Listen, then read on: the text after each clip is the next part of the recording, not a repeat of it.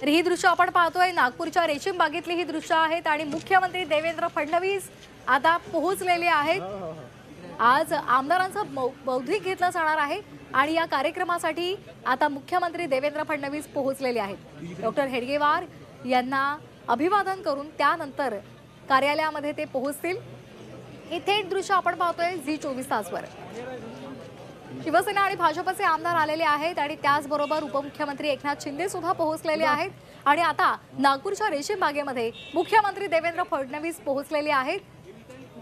आज बौद्धिक घेतला जाणार आहे। दरवर्षी हिवाळी अधिवेशनादरम्यान भाजप आमदारांसाठी संघाकडून हे बौद्धिक घेतलं जातं आणि त्याचबरोबर भाजपसोबत जे मित्र पक्ष आहेत, घटक पक्ष आहेत, त्यांच्या आमदारांना सुद्धा याचं निमंत्रण दिलं जातं। गेल्या वर्षी आणि या वर्षी सुद्धा या विनंतीला मान देऊन या निमंत्रणाला मान देत शिवसेनेचे आमदार उपस्थित आहेत। एकनाथ शिंदे सुद्धा पोहोचलेले आहेत आणि त्याचबरोबर त्यांचे इतर आमदार सुद्धा पोहोचलेले आहेत। मात्र राष्ट्रवादीचे एकच आमदार राजू कारेमोरे हे इथे पोहोचलेले आहेत।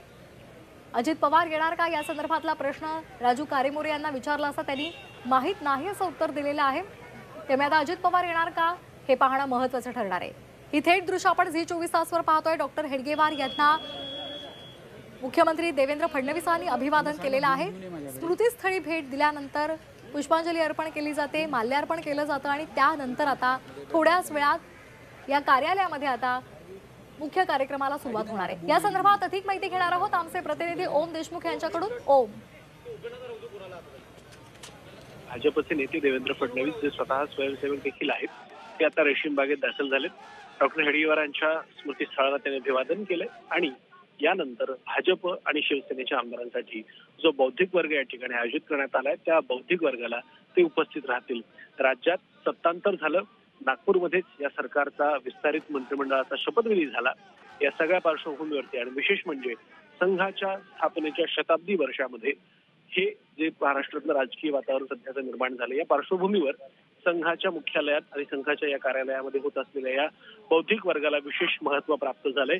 एक महत्त्वाची बाब म्हणजे राष्ट्रवादी काँग्रेसचे देखील एक आमदार राजू कारेमोरे या ठिकाणी दाखल झाले। त्यामुळे आता राष्ट्रवादी देखील संघाच्या विचारांमध्ये प्रवाहित होऊन संघाचा विचार स्वीकारणार का हा मुद्दा या ठिकाणी निर्माण झालाय।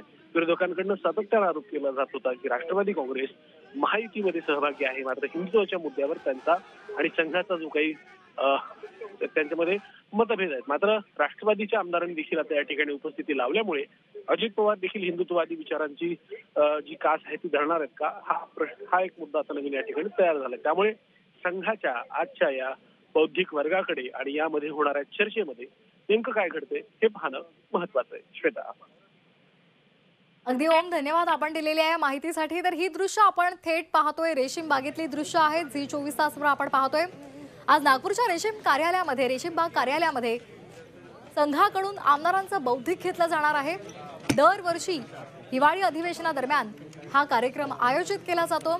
संघाची नेमकी विचारधारा काय आहे आणि येत्या काळामध्ये नेमक्या कशा पद्धतीची वाटचाल संघाची असणार आहे या संदर्भातलं मार्गदर्शन संघाकडून आमदारांना केलं जातं। विशेष म्हणजे गेल्या वर्षी सुद्धा या कार्यक्रमाला शिवसेनेचे आमदार पोहोचलेले होते, सहभागी झालेले होते आणि या वर्षी सुद्धा भाजप आमदारांसोबतच शिवसेनेचे आमदार सुद्धा दाखल झालेले आहेत। उपमुख्यमंत्री एकनाथ शिंदे सुद्धा पोहोचलेले आहेत। मात्र राष्ट्रवादीचे आमदार इथे येणार का हे पाहणं महत्त्वाचं ठरणार आहे। राष्ट्रवादीचा एक आमदार म्हणजे राजू कारेमोरे हे दाखल झालेले आहेत। त्यांनी या संदर्भातली प्रतिक्रिया सुद्धा आपल्यापर्यंत पोहोचवलेली आहे।